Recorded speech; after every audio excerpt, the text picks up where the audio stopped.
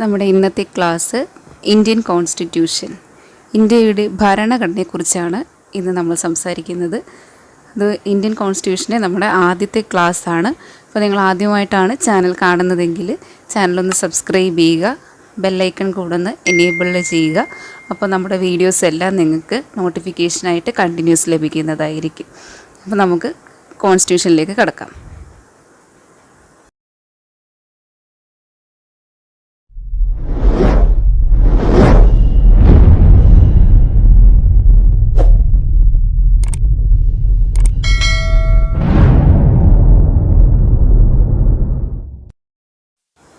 ആദ്യം നമുക്ക് കോൺസ്റ്റിറ്റ്യൂഷൻ എന്താണെന്നൊന്ന് നോക്കാം. അപ്പോൾ കോൺസ്റ്റിറ്റ്യൂഷൻ എന്താണ്, അങ്ങനെ ഒരു ചോദ്യം ഒന്നും എക്സ്പെക്റ്റ് ചെയ്യേണ്ട, പക്ഷെ ഒന്ന് നോക്കാം. Authentic documents containing basic ideas, principles, laws that governing country. ഒരു രാജ്യത്തെ നയിക്കുന്ന അതിൻ്റെ ലോസ്, പ്രിൻസിപ്പിൾസ് ഇതെല്ലാം അടങ്ങിയ ഒരു ആധികാരിക രേഖയാണ് ആ രാജ്യത്തിൻ്റെ കോൺസ്റ്റിറ്റ്യൂഷൻ അല്ലെങ്കിൽ ഭരണഘടന എന്ന് പറയുന്നത്. അപ്പം ഈ ഭരണഘടന, ഇന്ത്യയിൽ ഈ ഭരണഘടന എങ്ങനെ ഉണ്ടാക്കി, അപ്പോൾ എന്താണ് അതിന് പിന്നിലെ ഹിസ്റ്ററി, അതാണ് നമ്മൾ അടുത്തതായിട്ട് നോക്കുന്നത്. ഫ്രെയിമിംഗ് ഓഫ് കോൺസ്റ്റിറ്റ്യൂഷൻ നോക്കുക. ഇന്ത്യയുടെ കോൺസ്റ്റിറ്റ്യൂഷൻ ഉണ്ടാക്കുന്നതിന് മുമ്പായിട്ട്, അതായത് ഉണ്ടാക്കുന്നതിന് വേണ്ടിയിട്ട് ആദ്യം ഒരു കോൺസ്റ്റിറ്റ്യൂവൻ്റ് അസംബ്ലി ഫോം ചെയ്യുകയാണ്. 1946 ഡിസംബർ 9 കോൺസ്റ്റിറ്റ്യൂവൻ്റ് അസംബ്ലി ഫോം ചെയ്തു.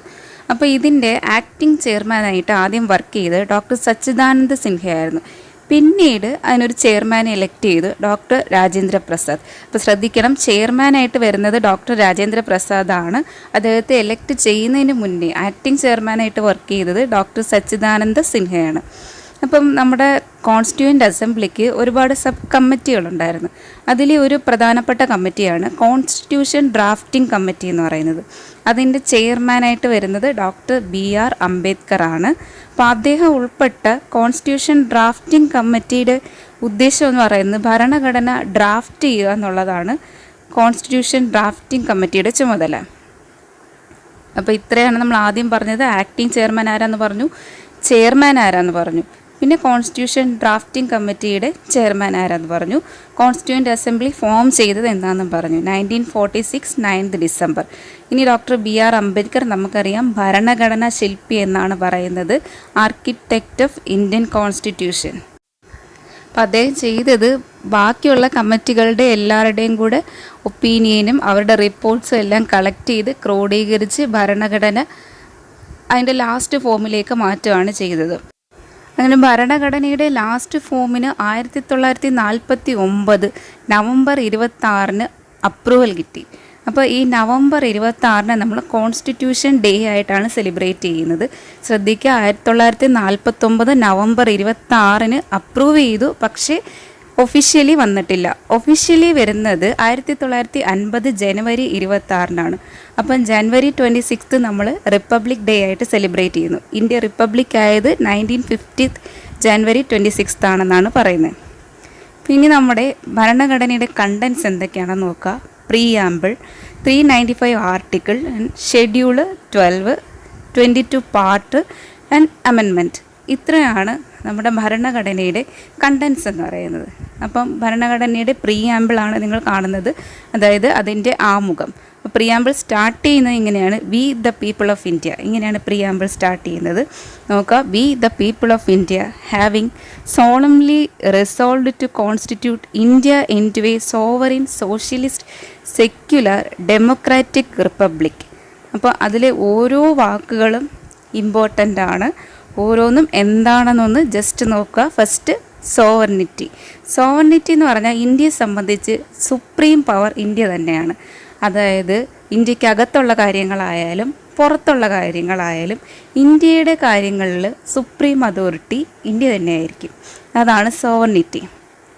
നെക്സ്റ്റ് പറയുന്ന സോഷ്യലിസം. സോഷ്യലിസം നമുക്കറിയാം, എല്ലാ ഭാഗത്തുമുള്ള ഇൻഇക്വാലിറ്റി മാറ്റി സാമൂഹിക നീതി കൊണ്ടുവരിക എന്നുള്ളതാണ് സോഷ്യലിസം കൊണ്ട് ഉദ്ദേശിക്കുന്നത്. ഇനി നെക്സ്റ്റ് പറയുന്നത് സെക്യുലറിസം. സെക്യുലറിസം പോയ വർഷം ഒരുപാട് ചർച്ചകളിൽ വന്ന ഒരു വാക്കാണ് സെക്യുലറിസം. അപ്പോൾ സെക്യുലറിസം എന്താണ്? അതായത് ഇന്ത്യ പോലെ ഒരു രാജ്യത്ത് ഓരോ ജനങ്ങൾക്കും അവരവരുടേതായ മതത്തിൽ വിശ്വസിക്കാം, അവരവരുടേതായ മതം പ്രൊപ്പഗേറ്റ് ചെയ്യാം. ഗവൺമെൻറ് ഒരു മതത്തിനെയും പ്രത്യേകമായി സപ്പോർട്ട് ചെയ്യുന്നില്ല. ഇതാണ് സെക്യുലറിസം എന്ന് പറയുന്നത്. ഇനി അടുത്ത പറഞ്ഞത് ഡെമോക്രസി. ഡെമോക്രസി നമുക്കെല്ലാവർക്കും അറിയാം. എന്താണ്? ജനങ്ങളാൽ തിരഞ്ഞെടുക്കുന്ന ജനപ്രതിനിധികൾ ഭരിക്കുന്നതിനെയാണ് ഡെമോക്രസി എന്ന് പറയുന്നത്. ഇനി നമ്മൾ പറഞ്ഞു ഡെമോക്രാറ്റിക് റിപ്പബ്ലിക് എന്നാണ് പറഞ്ഞത്. അടുത്തത് റിപ്പബ്ലിക്. റിപ്പബ്ലിക് എന്താണ്? നമ്മുടെ രാഷ്ട്രത്തലവൻ എന്ന് പറയുന്നത് ഒരു ജനങ്ങൾ എലക്ട് ചെയ്തൊരു പേഴ്സണാണ്. അതാണ് റിപ്പബ്ലിക് കൊണ്ട് ഉദ്ദേശിക്കുന്നത്. അപ്പോൾ ഇതിലെ ഓരോ വാക്കുകൾ ഇമ്പോർട്ടൻ്റ് ആണ്. അപ്പോൾ പ്രിയാമ്പിൾ എഴുതിയത് ജവഹർലാൽ നെഹ്റു ആണ്. ഇനി നോക്കുക, നമ്മുടെ കോൺസ്റ്റിറ്റ്യൂഷൻ്റെ ഫീച്ചേഴ്സ് എന്തൊക്കെയാണ്. മെയിനായിട്ടും പറയുന്നത് 8 ഫീച്ചേഴ്സാണ്. അതിൽ ഒന്ന് parliamentary system, fundamental rights and fundamental duties, directive principles, the rule of law, federal system, written constitution, independent judicial system. അപ്പോൾ ഇത്രയും ഫീച്ചേഴ്സാണ് നമ്മുടെ ഭരണഘടനയ്ക്കുള്ളത്. ഓരോന്നായി നോക്കുക. എന്താണ് പാർലമെൻ്ററി സിസ്റ്റം? അതായത് നമ്മളെ സംബന്ധിച്ച് നമുക്ക് വേണ്ട നിയമങ്ങളൊക്കെ നിർമ്മിക്കാനും നടപ്പിലാക്കാനും ഒക്കെ ഒരു പാർലമെൻ്റ് ഉണ്ട്. ഇപ്പം സെൻട്രൽ ലെവലിലാണെങ്കിൽ പാർലമെൻ്റ് ഉണ്ട്, സ്റ്റേറ്റ് ലെവലിലാണെങ്കിൽ ലെജിസ്ലേറ്റീവ് അസംബ്ലി അല്ലെങ്കിൽ നിയമസഭയുണ്ട്. അപ്പോൾ അങ്ങനെ ഒരു സിസ്റ്റത്തിനെയാണ് നമ്മൾ പാർലമെൻ്ററി സിസ്റ്റം എന്ന് പറയുന്നത്.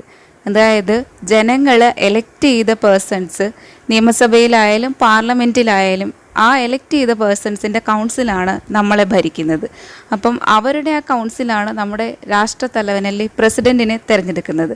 അപ്പോൾ ഇങ്ങനത്തെ ഒരു സിസ്റ്റമാണ് പാർലമെൻ്ററി സിസ്റ്റം എന്ന് പറയുന്നത്. ഇപ്പം പ്രസിഡൻഷ്യൽ സിസ്റ്റത്തിലൊക്കെ ആണെന്നുണ്ടെങ്കിൽ ജനങ്ങൾ നേരിട്ട് അവരുടെ രാജ്യത്തിൻ്റെ പ്രസിഡൻറ്റിനെ തിരഞ്ഞെടുക്കുകയാണ് ചെയ്യുന്നത്. ഇപ്പോൾ ഫോർ എക്സാമ്പിൾ പറയുകയാണെന്നുണ്ടെങ്കിൽ US-ലും ഫ്രാൻസിലും ഒക്കെ ആണ് പ്രസിഡൻഷ്യൽ സിസ്റ്റം ഉള്ളത്. ഇനി നെക്സ്റ്റ് പറയുന്നത് ഫണ്ടമെൻ്റൽ റൈറ്റ്സ്. ഫണ്ടമെൻ്റൽ റൈറ്റ്സും ഡ്യൂട്ടീസും സിലബസിൽ പ്രത്യേകം പറയുന്നുണ്ട്. അപ്പോൾ ഡീറ്റെയിൽ ആയിട്ട് നമ്മൾ അടുത്ത ക്ലാസ്സിൽ നോക്കും. അപ്പോൾ ജസ്റ്റ് ഇപ്പോൾ എന്തൊക്കെയാണ് ഫണ്ടമെൻ്റൽ റൈറ്റ്സ് എന്നും എന്തൊക്കെയാണ് ഫണ്ടമെൻ്റൽ ഡ്യൂട്ടീസ് എന്നും മാത്രം ജസ്റ്റ് നോക്കി പോകാം. ഓക്കെ, ഫണ്ടമെൻ്റൽ റൈറ്റ്സ് എന്താണ്? ഇപ്പോൾ നമ്മുടെ രാജ്യത്ത് ഓരോ സിറ്റിസണും ഭരണഘടന അനുവദിച്ച് നൽകുന്ന കുറേ അവകാശങ്ങളുണ്ട്. ഇതിനെയാണ് മൗലിക അവകാശങ്ങൾ അല്ലെങ്കിൽ ഫണ്ടമെൻ്റൽ റൈറ്റ്സ് എന്ന് പറയുന്നത്. അപ്പോൾ ഇനി പറയുന്നതൊക്കെയാണ് ഫണ്ടമെൻ്റൽ റൈറ്റ്സിൽ വരുന്നത്. റൈറ്റ് ടു ഇക്വാലിറ്റി, തുല്യതയ്ക്കുള്ള അവകാശം, റൈറ്റ് ടു ഫ്രീഡം, സ്വാതന്ത്ര്യത്തിനുള്ള അവകാശം, റൈറ്റ് എഗെയിൻസ്റ്റ് എക്സ്പ്ലോയിറ്റേഷൻ, ചൂഷണത്തിന് എതിരുള്ള അവകാശങ്ങൾ, and right to freedom of religion, മതപരമായ അവകാശം, കൾച്ചറൽ ആൻഡ് എഡ്യൂക്കേഷണൽ റൈറ്റ്സ്, സാംസ്കാരികപരമായും വിദ്യാഭ്യാസപരമായുമുള്ള അവകാശം, and right to constitutional remedies. ഇപ്പോൾ ഇത്രയാണ് ഫണ്ടമെൻ്റൽ റൈറ്റ്സിൽ വരുന്നത്.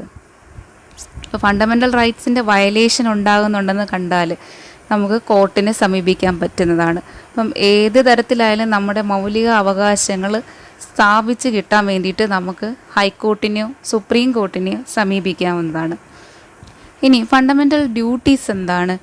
ഒരു രാജ്യത്തെ പൗരൻ ആ രാജ്യത്തോട് ചെയ്തിരിക്കേണ്ട ചില കടമകളുണ്ട്.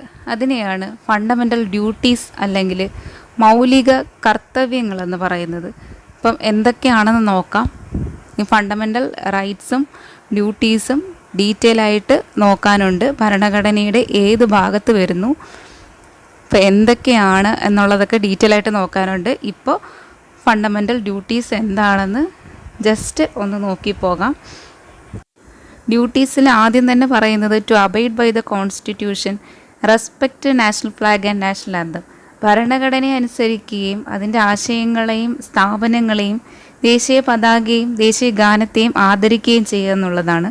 രണ്ടാമത് പറയുന്നത് protect the sovereignty, unity and integrity, ഭാരതത്തിൻ്റെ അഖണ്ഡത കാത്തു സൂക്ഷിക്കുക.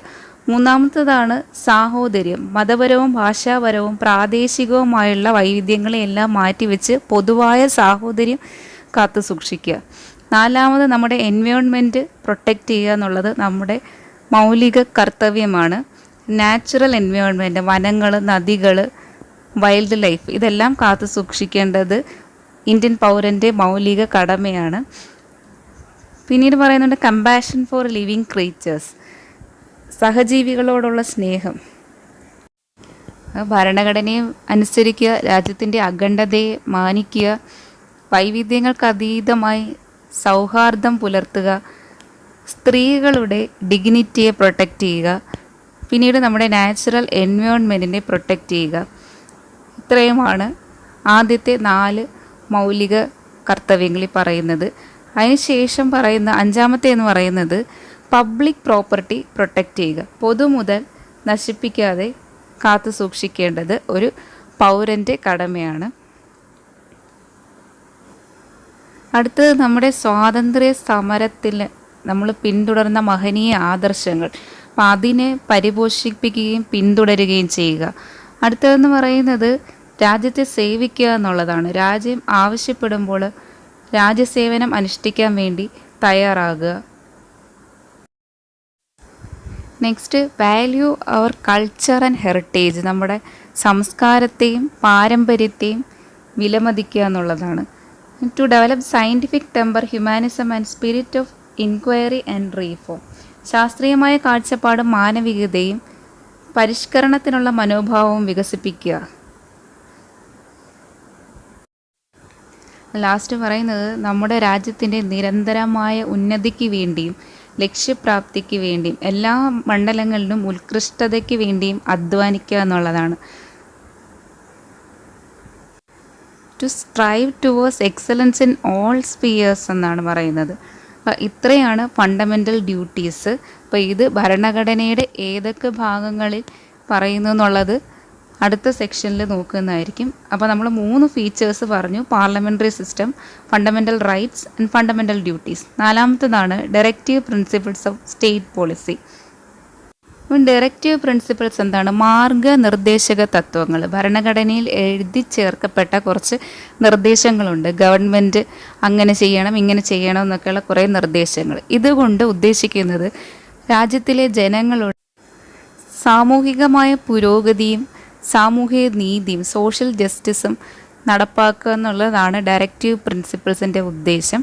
ഫോർ എക്സാമ്പിളായിട്ട് ഡയറക്റ്റീവ് പ്രിൻസിപ്പിൾസ് പറയുകയാണെന്നുണ്ടെങ്കിൽ സ്ത്രീക്കും പുരുഷനും തുല്യ വേതനം നൽകുക എന്ന് പറയുന്നത് ഡയറക്റ്റീവ് പ്രിൻസിപ്പിൾസ് ഓഫ് സ്റ്റേറ്റ് പോളിസിയാണ്.